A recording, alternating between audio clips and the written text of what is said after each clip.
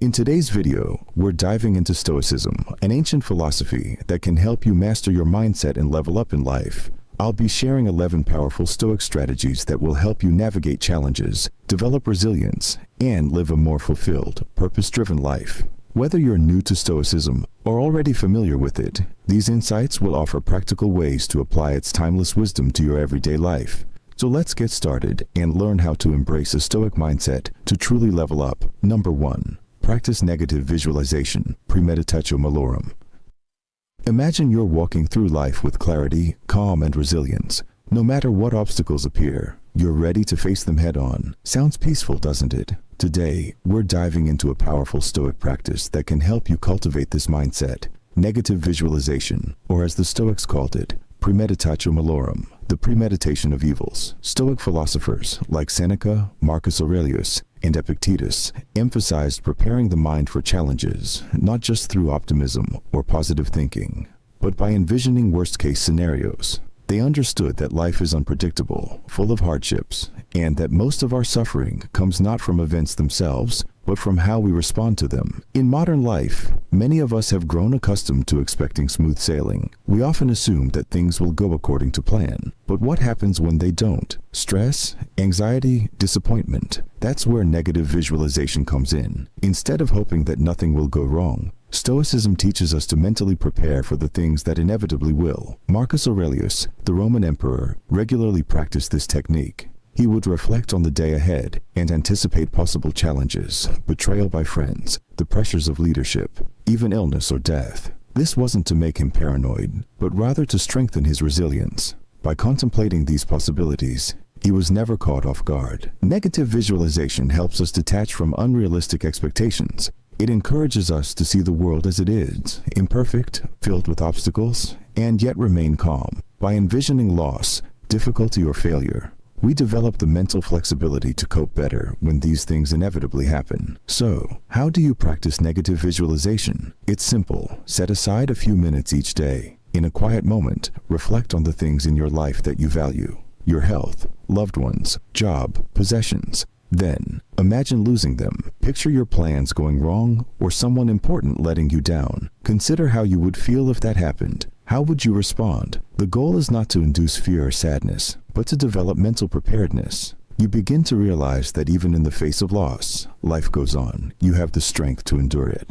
By envisioning the worst, we strip it of its power to shock or overwhelm us. Over time, practicing negative visualization can change how you react to challenges in real life. That stressful meeting at work, a traffic jam, or an unexpected bill won't trigger the same anxiety. You've already imagined it. You've practiced staying calm, and now you're ready. Marcus Aurelius himself once said, "Begin each day by telling yourself, 'Today I shall meet with interference, ingratitude, insolence, disloyalty, ill will, and selfishness.'" This wasn't pessimism, it was wisdom. It's a reminder that the world is unpredictable, but we can control our responses. To practice negative visualization is to reclaim your inner peace from the chaos of the external world. It's about preparing your mind and heart for life's challenges, so they don't derail your sense of purpose or well-being. It's a way to remind yourself that while you can't control everything, you can control how you respond. By anticipating hardships, we realize they aren't as terrible as our anxiety makes them seem. We reduce fear of the unknown and gain a deeper appreciation for the present moment and the things we have now.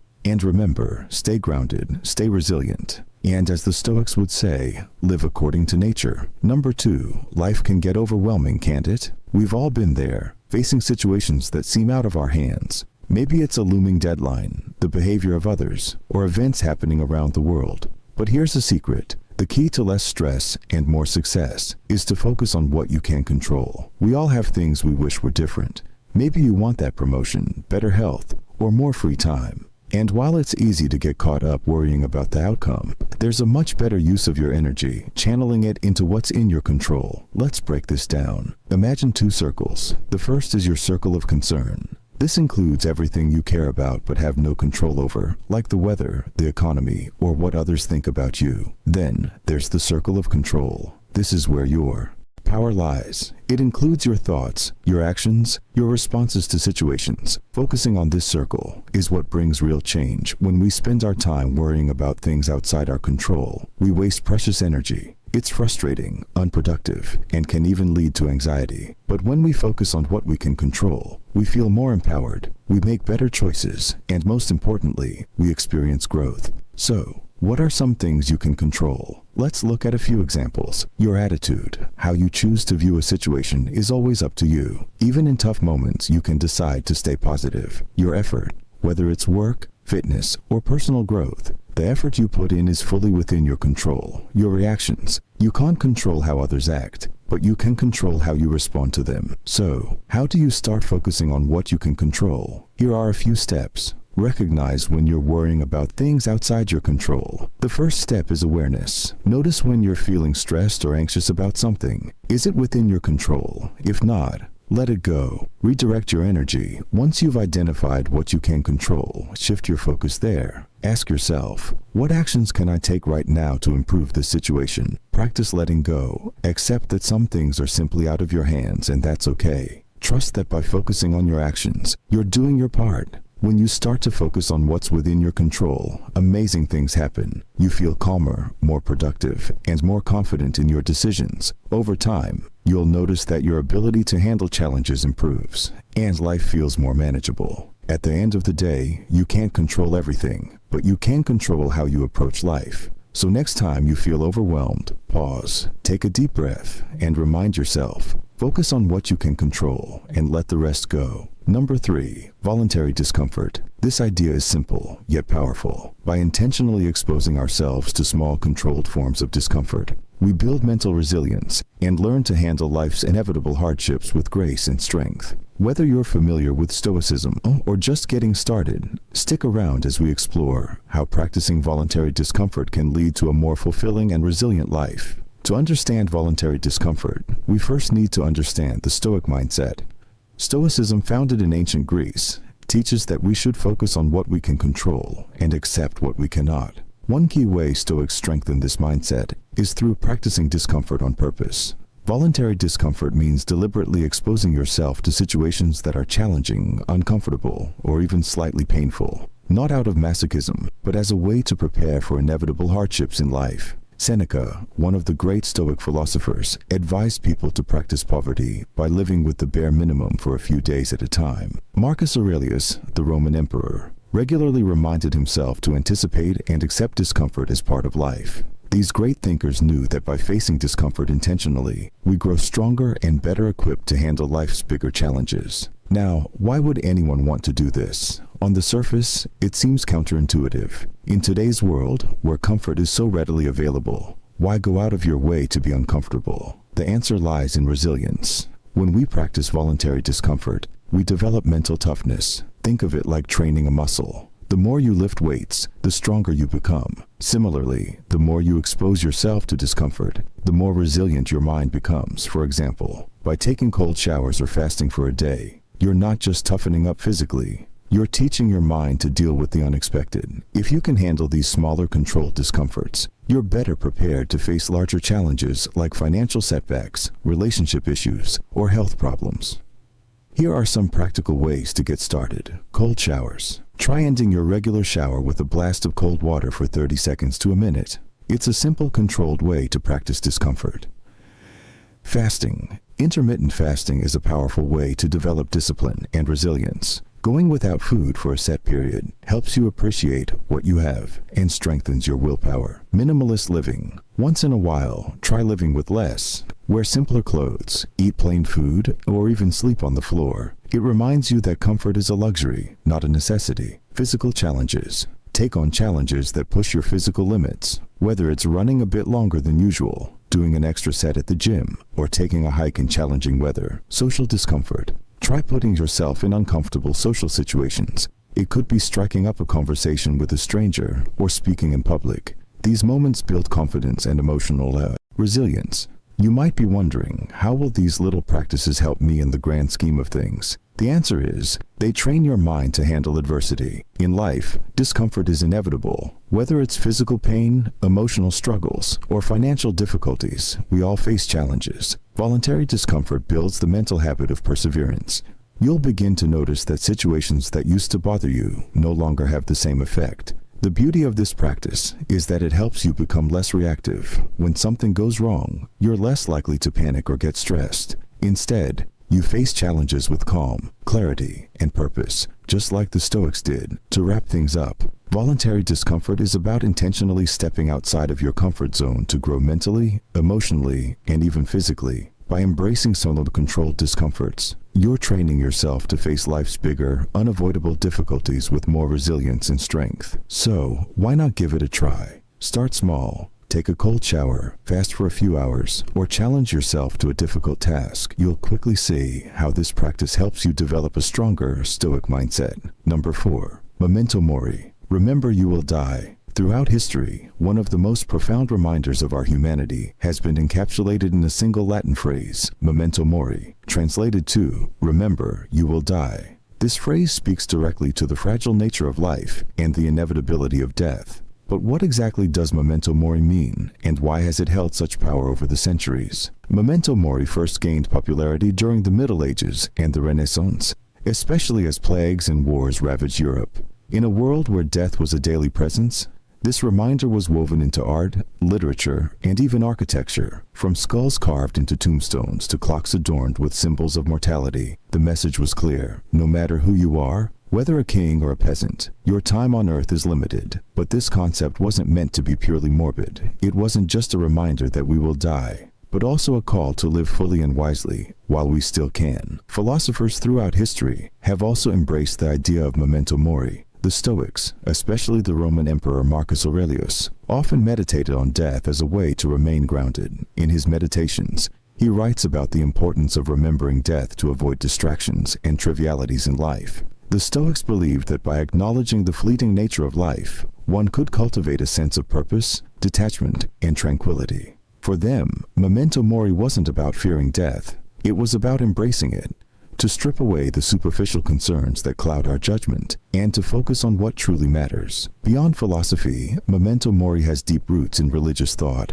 In Christian tradition, it serves as a reminder of the afterlife. The faithful are urged to live virtuously, knowing that earthly life is temporary, and what follows is eternal. Many monastic orders, including the Trappists, use memento mori as a central teaching, with some monks even sleeping in coffins to stay ever mindful of their mortality. In Buddhism, the concept is reflected in Maranasati, the practice of death meditation. This awareness of death encourages mindfulness and detachment from worldly attachments. Islam, too, teaches the importance of remembering death, urging followers to live a moral life and to be prepared for the day they meet their Creator. In our fast-paced, modern world, it's easy to forget that we are mortal. We become consumed by deadlines, social media, and the rush of everyday life. The practice of memento mori has largely faded from common thought, but its wisdom is perhaps more important now than ever before. By regularly contemplating death, we can better appreciate life's preciousness. It's not about living in fear of the inevitable, but rather being aware that each moment counts. Memento mori encourages us to stop procrastinating, to pursue meaningful goals, and to prioritize relationships that matter. Art has long been a powerful vehicle for memento mori. The Vanitas paintings of the 17th century are prime examples of this. These still-life paintings often depicted skulls, rotting fruit, and hourglasses, all symbolizing the transience of life. In modern times, artists continue to explore mortality in their work, sometimes in more abstract ways, but always with the same underlying message. Life is fleeting, so what can memento mori teach us today? Perhaps it's a call to reflect on how we spend our time, to be more present, and to live with intention. When we embrace the inevitability of death, we free ourselves from the fear of it. We can focus on living lives filled with purpose, compassion, and authenticity. As you go about your day, take a moment to consider, how would your life change if you truly remembered that one day you will die? Memento mori, not to frighten us, but to awaken us to the beauty and brevity of life. Live well, love deeply. Memento mori. Number 5. Practice gratitude. Life moves fast, and it's easy to get caught up in the rush, feeling overwhelmed by what we don't have or what's going wrong. But what if there was a simple shift in mindset that could change everything? That shift is gratitude. At its core, gratitude is about appreciating the good things in life, both big and small. It's not just saying thank you. It's truly recognizing the beauty in everyday moments. Whether it's a cup of coffee in the morning, a heartfelt conversation, or simply the fact that the sun is shining today. Science backs it up. Studies have shown that practicing gratitude can reduce stress, improve mental health, and even lead to better sleep. When we focus on what we're thankful for, our brains begin to rewire, making us more positive, resilient, and content.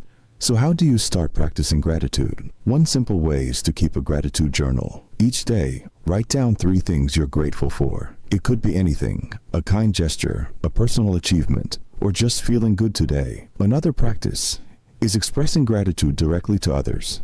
A quick text or a thoughtful note can make someone's day and deepen your own sense of appreciation. It's easy to be grateful when life is going well, but what about during difficult times? This is when gratitude can be the most transformative. By focusing on the small positives, we can shift our perspective, making tough moments feel a little lighter. Gratitude reminds us that even in the darkest moments, there is still light.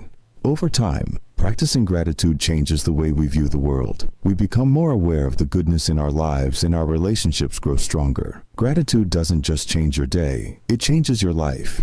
So take a moment today to practice gratitude. Start small, write down what you're thankful for, tell someone how much they mean to you, or simply take a deep breath and appreciate this very moment. Because when we focus on the good grows. Gratitude is a practice, not just a feeling, and the more we practice it, the more we open our hearts to the joy that surrounds us. Let's live in gratitude. Number 6, examine your judgments.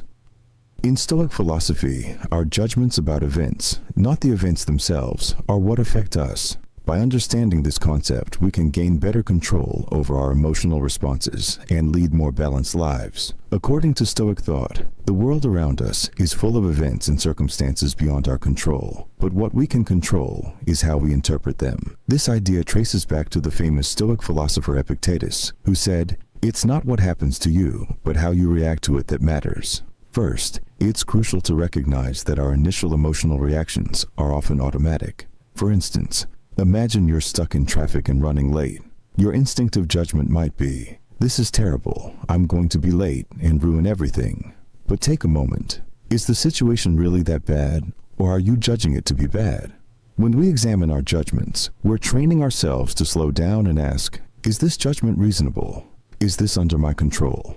In many cases, you'll find the situation isn't as dire as your initial emotional response made it seem. Let's break it down into 3 steps. Step 1, pause and become aware of your initial reaction. When you experience an emotional response, pause. Don't react immediately. Let that emotion pass through without acting on it right away. Imagine your mind as a still pond. When something disturbs it, the water ripples. But if you give it time, the water settles again. This is what we aim to do with our emotions before making any judgments. Step 2, question the judgment. Once you're calm, ask yourself, is my judgment of the situation based on facts or assumptions? You'll realize that often we're reacting based on a story we've created in our minds, not the actual situation. For example, if someone doesn't return your call, instead of thinking, they must be ignoring me, question it.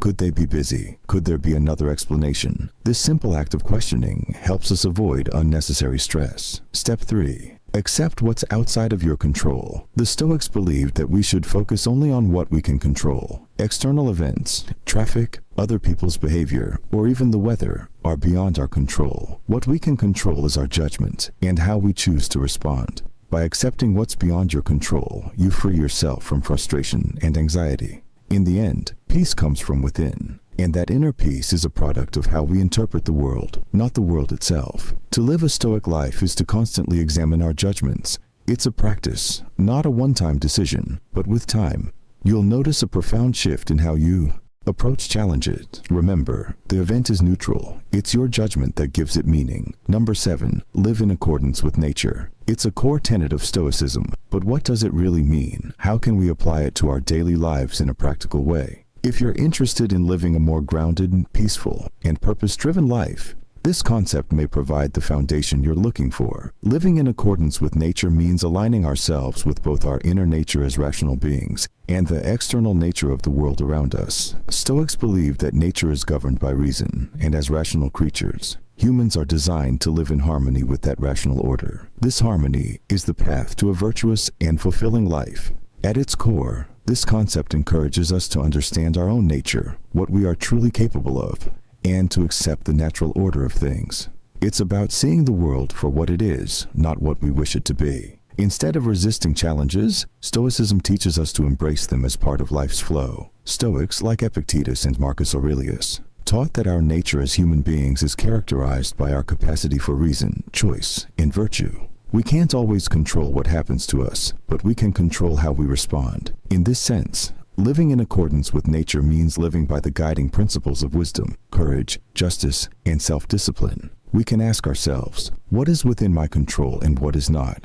This shift in perspective helps us focus on what matters. Instead of being upset by external events, we direct our energy toward cultivating our inner character and reacting wisely to life's ups and downs. Living in harmony with external nature means recognizing the world as it is, impermanent, unpredictable, and sometimes harsh. Stoicism doesn't ask us to ignore difficulties or pretend they don't exist. Instead, it encourages us to accept that the world operates according to its own rules. The seasons change, people come and go, and life brings both joy and suffering. When we accept this, we stop fighting against the inevitable. We learn to flow with life's natural rhythms and adapt to whatever comes our way. It's not about passivity, but rather resilience. By understanding and embracing this, we remain calm, composed, and in control, no matter the situation. How can we practice living in accordance with nature in our everyday lives? Here are 3 practical tips. Practice mindfulness. Mindfulness helps us stay present and observe life as it unfolds. Instead of reacting impulsively, take a moment to step back and assess the situation with reason. Ask yourself, is this within my control? Acceptance of change. Life is in a constant state of change. Accepting this reality will allow you to flow with life instead of resisting it. Whether it's a career shift, personal challenges, or loss, remember that everything has its natural cycle. Live by your values. Define what virtues matter to you, whether it's integrity, honesty, or kindness. Living in accordance with nature means committing to these values regardless of external circumstances. Let them be your guide. Living in accordance with nature is a path toward inner peace, resilience, and fulfillment. By aligning our actions with our inner virtues and embracing the world as it is, we can live a life of purpose and tranquility. Number 8, prioritize virtue above all else.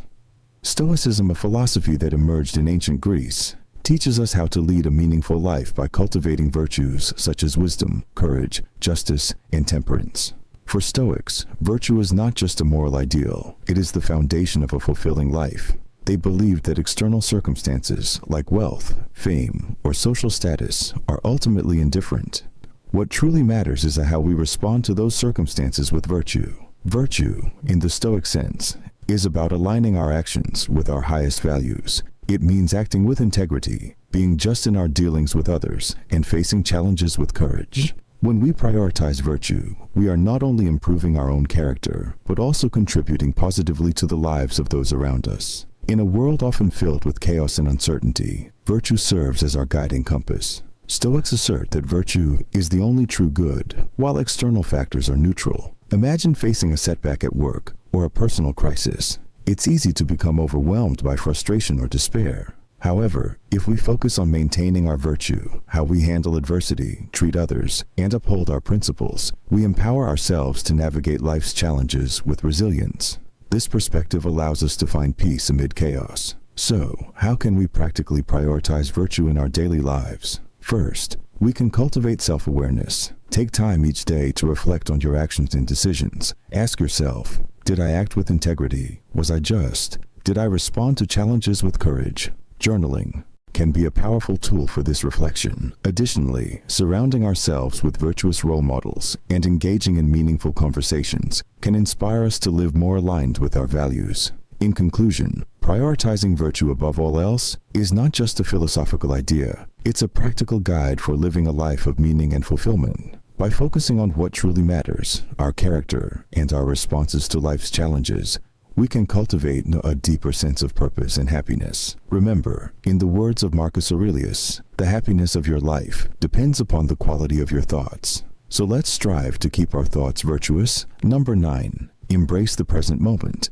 In a world filled with distractions and anxieties about the future, the teachings of Stoic philosophers offer timeless wisdom on how to find peace and fulfillment in the here and now. In our fast-paced society, It's easy to get caught up in what's next, rushing from one task to another, constantly checking our phones or worrying about what lies ahead. But what if we could shift our focus? Stoicism teaches us that the only time we truly have is now. The past is unchangeable, and the future is uncertain. What we have is this moment. As Marcus Aurelius once said, "You have power over your mind, not outside events. Realize this, and you will find strength."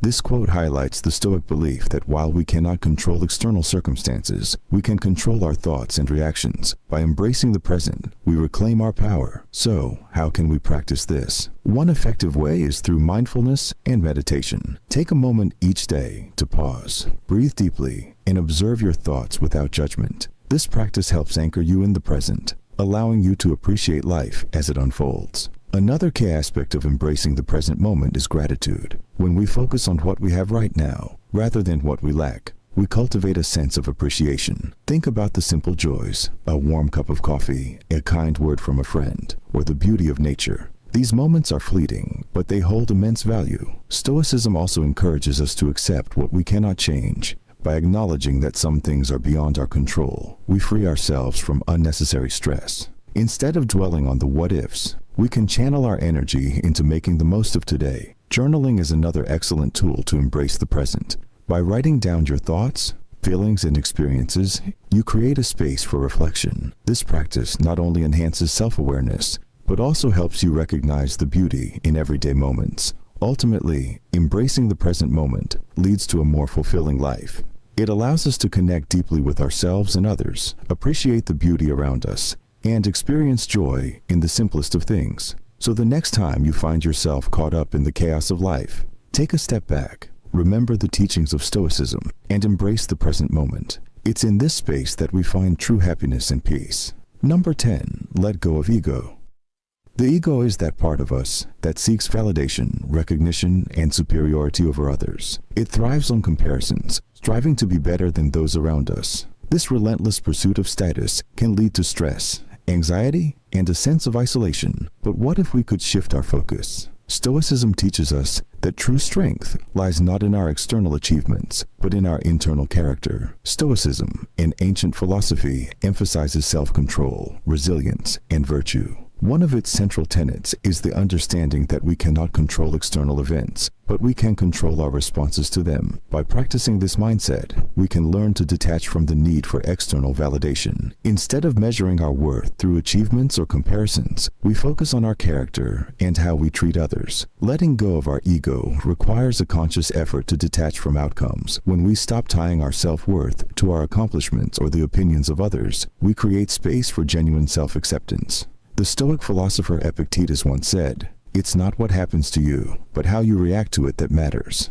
This shift in perspective helps us view challenges not as threats to our ego, but as opportunities for growth. Humility is a cornerstone of Stoic philosophy. When we embrace humility, we recognize that we are part of a larger whole. Our individual achievements pale in comparison to the vastness of the universe and the shared human experience. By practicing humility, we can foster deeper connections with others, understanding that we're all navigating our own struggles. This realization can help us let go of the need to compete and instead focus on collaboration and compassion. Another powerful Stoic practice is gratitude. By regularly reflecting on what we're thankful for, we shift our focus away from what we lack or desire. This practice diminishes the grip of our ego, allowing us to appreciate the present moment. When we're grateful, we're less likely to compare ourselves to others. Instead, we find contentment in our unique journey. In conclusion, letting go of our ego is a journey, not a destination. By embracing the teachings of Stoicism, detaching from outcomes, practicing humility, and cultivating gratitude, we can find a deeper sense of peace and fulfillment. Remember, true strength lies within. And by letting go of ego, we open ourselves to a life of authenticity and connection. Number 11, build emotional resilience. Endure and adapt. In a world filled with challenges, the ability to endure and adapt is more important than ever. Emotional resilience isn't just about bouncing back from setbacks. It's about thriving despite them. Oh, what exactly is emotional resilience? At its core, emotional resilience is the capacity to manage stress, overcome obstacles, and adapt to change. It allows us to face adversity with a positive mindset and maintain our mental well-being, even in tough situations. It's not about being tough or unaffected. It's about acknowledging our emotions and using them as a springboard for growth. Why is it important? But why is emotional resilience so vital? Life is unpredictable, filled with ups and downs. We all face challenges, be it personal losses, job changes, or unexpected crises. Emotional resilience helps us navigate these turbulent waters, allowing us to not only survive but thrive. It fosters a sense of hope, strengthens relationships, and boosts overall well-being. How to build emotional resilience. Now that we understand its importance, let's discuss practical ways to build emotional resilience. Develop self-awareness. The first step is to understand your emotions. Reflect on what triggers you and how you respond. Journaling can be a powerful tool for this. By recognizing patterns in your emotions, you can begin to manage them more effectively. Practice self-compassion. Treat yourself with kindness during difficult times. Acknowledge that it's okay to feel down and don't beat yourself up for it. Self-compassion fosters a nurturing environment where you can heal and grow. Cultivate a growth mindset. Embrace challenges as opportunities for learning. Instead of viewing setbacks as failures, see them as lessons. This shift in perspective can empower you to face adversity with confidence and optimism. Build a support network.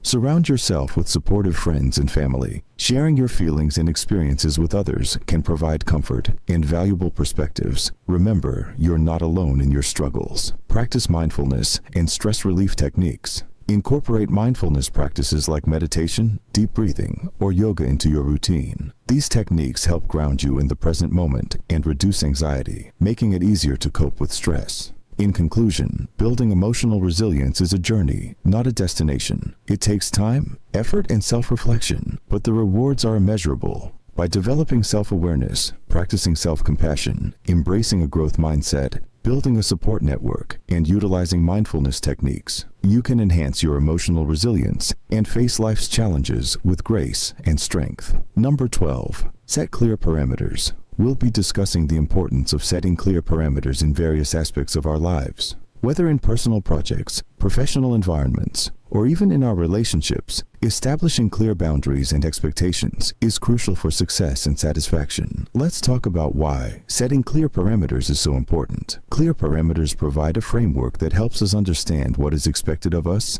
and what we can expect from others. This clarity can reduce misunderstandings and conflicts, making it easier to navigate both our professional and personal interactions. Without clear parameters, we may find ourselves feeling overwhelmed or frustrated, leading to decreased motivation and productivity.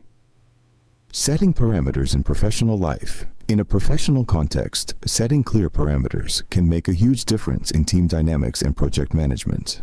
For example, when working on a team project, it's essential to define roles and responsibilities clearly. This means outlining who is in charge of which tasks and what the deadlines are. By doing this, everyone knows their individual contributions and how they fit into the bigger picture, leading to a more cohesive and efficient workflow. Parameters in personal relationships. Moving on to personal relationships, setting boundaries is equally important. Clear parameters help ensure that everyone's needs and expectations are acknowledged and respected. This might involve discussing how much time you want to spend together, what topics are off limits, or how you prefer to communicate. By having these discussions, you create a healthy environment where both parties feel safe and valued.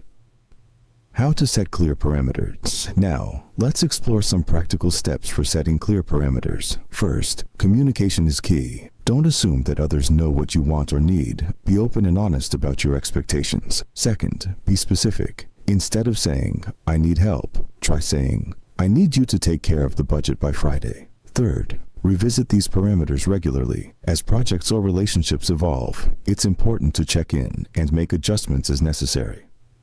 Overcoming challenges. Of course, setting parameters isn't always easy. You may face resistance from others or feel uncomfortable discussing your needs. But remember, it's a vital part of fostering healthy relationships and achieving your goals. Practice patience, and don't hesitate to seek support if you're struggling to communicate your needs effectively. To wrap up, setting clear parameters is an essential skill that can transform how we work, relate to others, and manage our lives. By taking the time to define what we need and expect, we pave the way for greater understanding and collaboration. If you found this video helpful, don't forget to like, subscribe, and hit that notification bell for more tips on personal and professional development. Thanks for watching, and see you in the next video.